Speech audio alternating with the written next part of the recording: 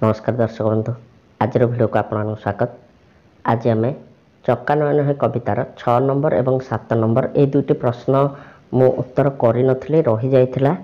तेबे से दुईटर उत्तर केवल देखीदे गोटे छोट भिडियो हम। तेबे चलते डेरी नक भिडियो आरंभ करवा। 6 नंबर प्रश्न थिला क स्तंभ केतक चरित्र और ख स्तंभ केतक घटना दि जाइछि। एमानक भितर संपर्क थिया चरित्र घटना को आम जोड़िबा। तेबे क स्तंभ ख स्तंभ मु जोड़ी देइछि। तुम मानक पाखरे जो बही अच्छे तुम देखे से अनुसार जोड़ी दियो। चलो उत्तर देखिबा। क स्तंभ द्रौपदी सहित ख स्तंभ जोड़िबा कोटि वस्त्र प्रदान, मृगुणी सहित जोड़िबा विपदर उद्धार, सबरी सहित जोड़िबा उच्छिष्ट भक्षण, मीराबाई सहित जोड़िबा कृष्ण प्रेम संगीत गान, पिंगला सहित जोड़िबा वैराग्य दय। 7 नंबर प्रश्न सबरी की दिव्य गति जाची देल अर्थात एटी 4टी ऑप्शन देइछि। सबरी की मुक्ति प्रदान कले, सबरी की संपत्ति दान कले, सबरी की सुंदर प्रासाद तैयारी करदेले एवं शेष में सबरीर मनस्कामना पूर्ण कले।